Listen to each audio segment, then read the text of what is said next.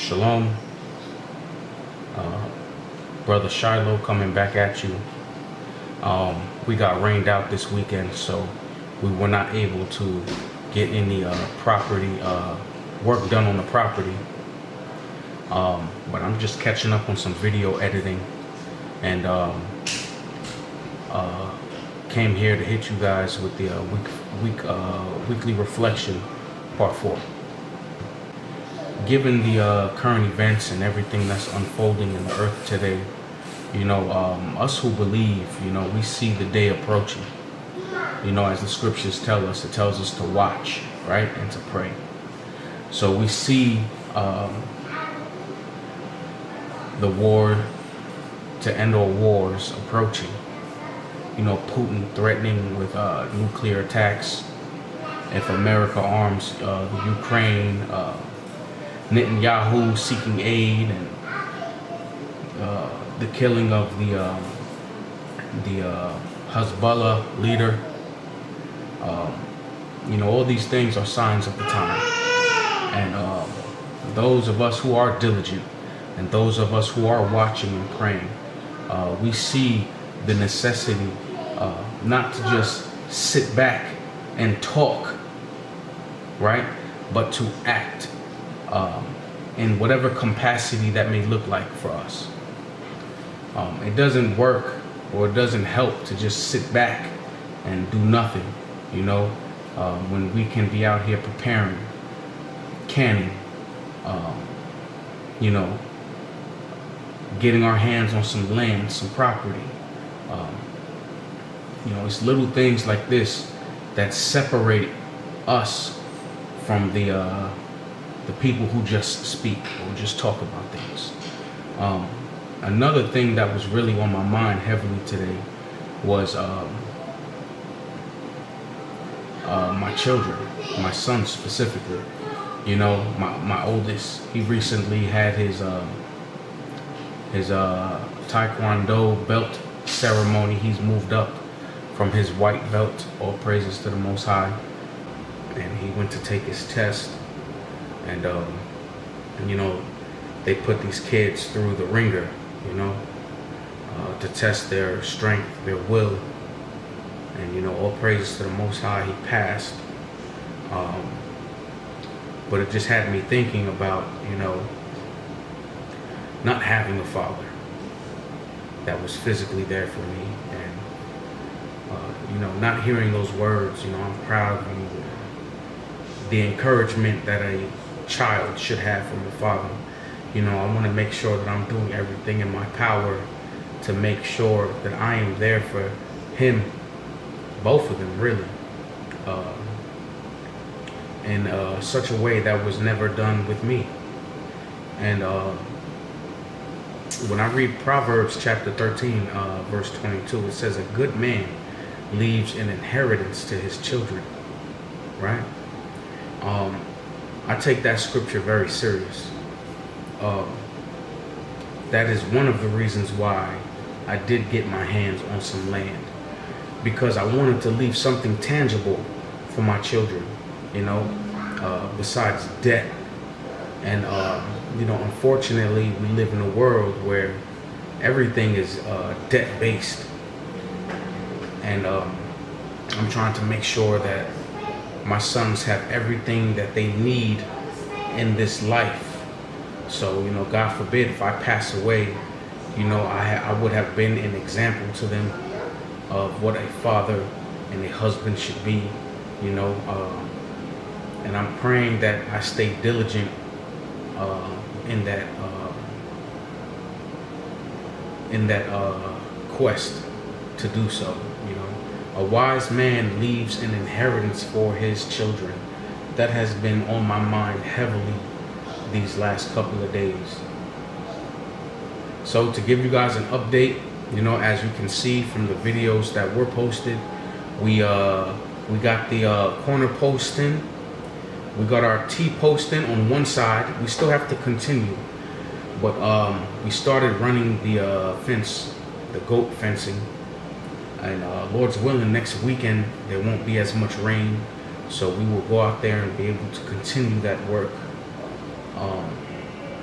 But that's really it, I want to keep this as short and simple as possible. I don't want to draw this out and turn this into an hour-long discussion about anything. Another thing that I have been meditating on this week was let me get the scripture actually. Let me get the scripture. Give me a second. 1 Corinthians chapter 12. And the chapter speaks about a diversity of gifts that the Most High departs to people, or imparts to people, rather. And being in the community that I come from, it seems like we have an abundance of teachers, and we have an abundance of quote unquote leaders. The old saying goes, there's too many chiefs and not enough Indians. And with that being said, brothers take a stance that just because you're not capable of doing what they're doing, or just because you're not capable of teaching how they teach, right, or doing the work that they do, that you have no value to the body of the Most High. And that is just a complete lie. Not everybody is a teacher. Not everybody is a prophet. Not everybody is a priest. Somebody has to be the Indian, right? Somebody has to be the soldier. Somebody has to be the warrior. Somebody has to be the worker, right? Or the common folk, or the citizen. Everybody has a role to play in this body, right? So don't get caught up out there and getting your feelings just because somebody's not doing something you're doing, or not living up to the expectation that you want to put on them. Everybody has their time. Every seed sprouts in its time. So you just have to give brothers and sisters time to grow. 1 Corinthians 12 verse 12. For as the body is one and hath many members, and all the members of that one body, being many, are one body, right? Look at yourself for an example. You have a body, right? You have hands, you have feet, you have legs, right? But it is the lower part of your body, your feet, your toes, your legs, right, that support the head, that support the neck, that support everything above it, right? So those of you who find yourselves feeling like you are not living up to an expectation given to you by some leader or some man, just understand that in time you are going to grow. And whatever contribution you can make to the body is definitely sufficient. Because like I said, the toes support the feet support the legs support the upper body. So don't be discouraged. That is another thing that I have been meditating on this week. And Lord's willing, like I said, I will be able to provide more updates on the progress on the property. And that's really it. I really appreciate you guys. Those of you who are diligently watching and staying tuned to what's going on. I appreciate your support. I appreciate the comments and the likes. And please, if you're new to this channel and you have no idea what's going on here, just subscribe and stay tuned. Just subscribe and stay tuned, right? And like my son says, hit that bell, man. Hit that bell so you can be updated on all of the progress that's going on. So a wise man leaves an inheritance for his son, right? And that's something that all of us brothers should be striving to do in this day and age. My elders used to speak about the time when they were growing up in this walk, and the year 2000 came around.